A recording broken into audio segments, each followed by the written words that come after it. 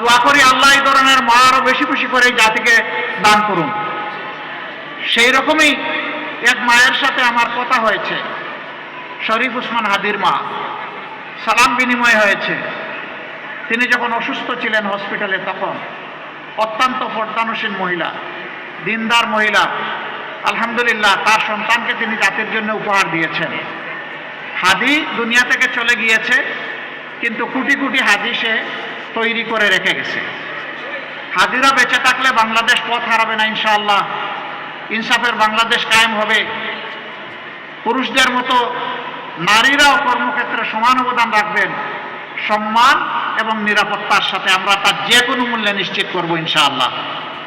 চলাচলের জন্য বড় শহরগুলোতে আলাদা বাস সার্ভিস থাকবে, পিক আওয়ারে তাদের জন্য আলাদা গাড়ি থাকবে। পুরুষদের অসুবিধা নাই, মাইলের পর মাইল হাঁটবে, বাইক চালাবে, বাইসাইকেলে আসবে, পাবলিক ট্রান্সপোর্টে উঠবে, ঠেলাঠেলি করে, সমস্যা নাই।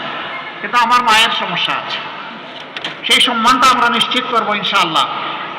কর্মক্ষেত্রে মায়েদের জন্য সেখানে বেবি কর্নার থাকবে, ব্রেস্ট ফিডিং কর্নার থাকবে, ডে কেয়ার থাকবে। এই সব ব্যবস্থাও নিশ্চিত করা হবে। পর্যাপ্ত পরিমাণে একটা সংখ্যা যদি সেখানে মায়েদের অবস্থান থাকে, একেবারে কম হলে করাটা কঠিন হবে। পর্যায়ক্রমে সব ইনশাআল্লাহ আমরা করব।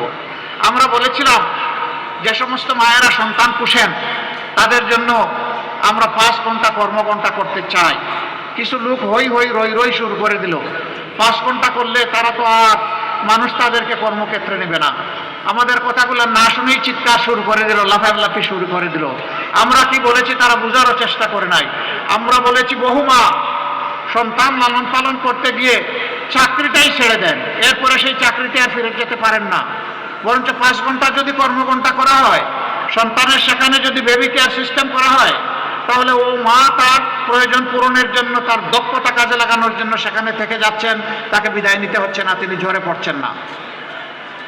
আমরা বলেছি এই যে গ্যাপ হবে, এই গ্যাপের দায়িত্ব রাষ্ট্রকে নিতে হবে। মারাই তো রাষ্ট্রের বুনিয়াদ, তাদেরকে বাদ দিয়ে তো কোনো কিছু কল্পনাই করা যাবে না। যারা সন্তানও আপনার মতো আমার মতো সন্তানকে বড় করলেন, আবার কর্মঘণ্টা ওই সময় কঠিন সময় 8 ঘন্টা আপনার মতো আমার মতো করতে হবে, এটাকে অবিচার নয়? আমরা কথা দিয়েছি সমাজে সুবিচার কায়েম করব, সুবিচারের দাবি ইনশাআল্লাহ আমরা পূরণ করব।